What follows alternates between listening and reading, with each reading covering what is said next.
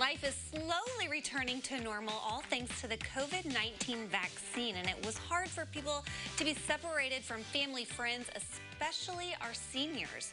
In today's Page Turners, former CBS Sunday Morning Arts correspondent, now author, Eugenia Zukerman is joining us via Zoom. Eugenia, thank you so much for being with us.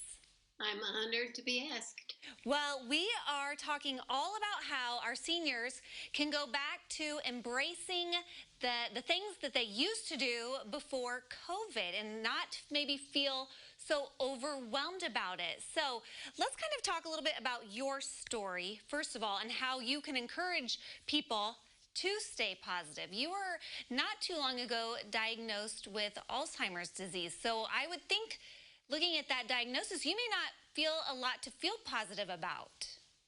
Well, I feel very positive about a lot of things. I was very lucky to be able to catch the idea that I had Alzheimer's and to be able to keep working.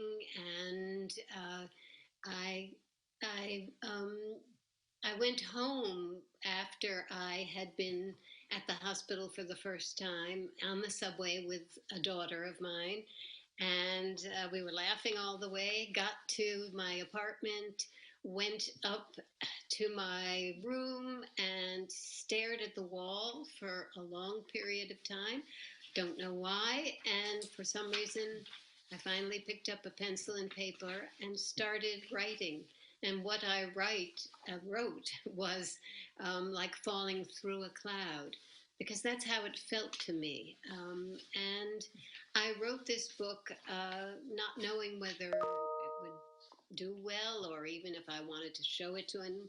But my daughters read it and said, "Mom, this is very special."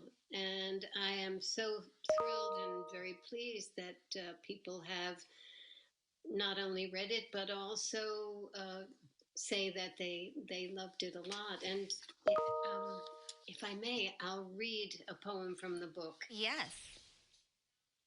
Marbles. Maybe mine are lost. Or maybe they're rolling around in my head looking for a place to land. Or maybe not. My daughters tell me to get tested. Tested for what, I ask, even though I know for what, but it's for what I don't want to know. So I let the marbles roll around in a swirl of distracting colors because I don't want to listen to them, the daughters, because if I hear them, I will be very afraid.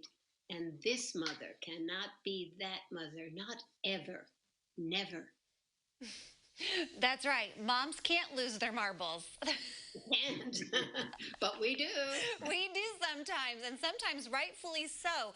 You are a world-renowned flutist. So do you feel like the music has helped you with your memory? I know my dad and my granddad both suffered from Alzheimer's disease, but they could, if you started singing a church song, they were on it, even if they couldn't remember anything else. So I really think music is so key for Alzheimer's patients.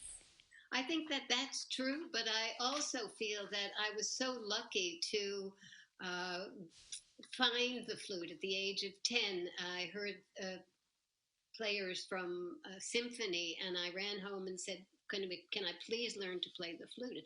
I was 10 years old, and every morning I still get up and practice, and it is my other, so to speak. I just want to read this to everyone who is interested in this problem. Doctors are saying that there's a special connection between music and the brain, one that bypasses the neocortex and impacts the brain in a therapeutic way. When the brain is stimulated by music, its neurons begin to fire in perfect synchrony. Music is a second language stored in a special part of the brain in a novel area, protecting you from dementia and enlarging your capacity for emotional expression, says Dr. Ralph Wharton, professor at Columbia Medical Center in New York. The brain evolved to reach out into the world. The ear works as a transducer. The cochlea inside our ears transforms patterns of sound energy that the brain can use internally. Imagine that. I mean, that is such a miracle. What a fantastic gift.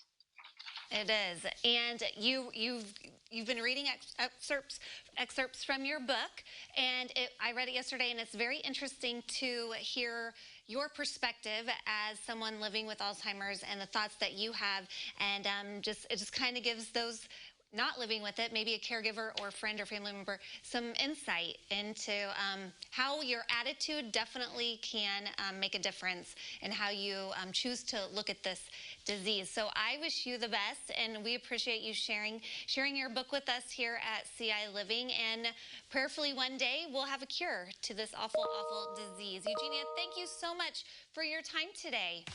Thank you so much for having me on. You I are appreciate it. You're welcome. It's Eugenia Zukerman, and the book is Like Falling Through a Cloud. It's beautiful, and we will share all the information on how you can learn more about her story and her book at our website, ciliving.tv.